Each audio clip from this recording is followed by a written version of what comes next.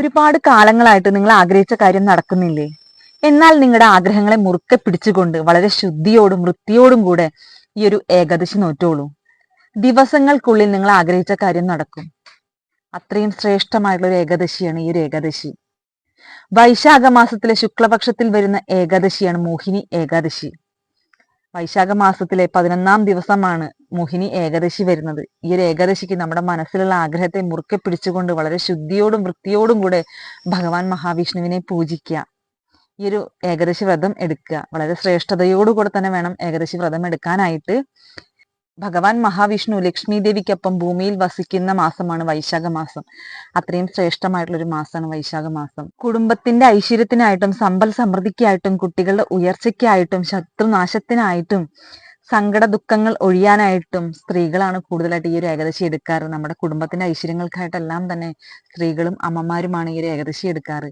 എല്ലാവരും തന്നെ, എല്ലാ ചേച്ചിമാരും എല്ലാ അമ്മമാരും ഈ ഒരു ഏകാദശി എടുക്കാനായിട്ട് ശ്രമിക്കുക. അത്രയും ശ്രേഷ്ഠമായിട്ടുള്ള ഒരു ഏകാദശിയാണ്. ശുക്ലപക്ഷത്തിലെ 11-ാം ദിവസമാണ് മോഹിനി ഏകാദശി വരുന്നത്. വൈശാഖ മാസം വളരെ ശ്രേഷ്ഠമുള്ള ഒരു മാസമാണ്. അതുപോലെ തന്നെ വ്യാഴാഴ്ച വളരെ ശ്രേഷ്ഠമുള്ള ഒരു ദിവസമാണ്. രണ്ടും ഒന്ന് ചേർന്ന് നമുക്ക് കിട്ടിയിട്ടുണ്ട്. അത്രയും പരിശുദ്ധിയോട് കൂടെ തന്നെ ഈ ഒരു ഏകാദശി എടുക്കാനായിട്ട് ശ്രമിക്കുക. ഏകദേശം 3 ദിവസങ്ങളിലായിട്ടാണ് എടുക്കുക. ദശമി, ഏകാദശി, ദ്വാദശി. ദശമി വരുന്നത് മെയ് 7-ാം തീയതിയാണ്. അന്ന് രാവിലെ ബ്രാഹ്മ മുഹൂർത്തത്തിൽ എഴുന്നേറ്റ് കുളി കഴിഞ്ഞതിന് ശേഷം ഭഗവാനൊരു വിളക്ക് സമർപ്പിച്ച് വെളുത്ത വസ്ത്രം ധരിച്ച് മഹാവിഷ്ണു ക്ഷേത്രത്തിൽ പോയിട്ട് ഭഗവാനെ നമസ്കരിക്കുക. ഭഗവാനോട് നമ്മൾ ഏകാദശി എടുക്കാനുള്ള ഒരു സമ്മതം വാങ്ങിക്കുക. ശേഷം അന്ന് ശ്രദ്ധിക്കേണ്ട ഒരു കാര്യം എന്നുള്ളത് മെയ് 7-ാം തീയതി രാവിലെ 10:20 കഴിഞ്ഞാൽ പിന്നെ ഏകാദശി വ്രതമാണ് തുടങ്ങുന്നത്. 10:20 വരെയാണ് ദശമി ഉള്ളത്. അത് കഴിഞ്ഞാൽ നമുക്ക് ഏകാദശിയാണ് വരുന്നത്. അപ്പോൾ പൂർണ്ണമായിട്ടും അരിഭക്ഷണങ്ങൾ ഒഴിവാക്കുക.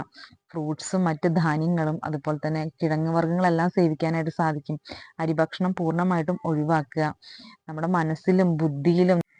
മനസ്സിലും ബുദ്ധിയിലും ചിന്തയിലും നാവിലും എല്ലാം തന്നെ ആ നാരായണ മന്ത്രം ജപിക്കുക. മറ്റുള്ളവരുടെ കുറ്റങ്ങളും കുറവുകളും പറയാതെ സദാസമയം ഭഗവാനോട് ചേർന്നിരിക്കുക. ഭാഗവതം പാരായണം ചെയ്യുക.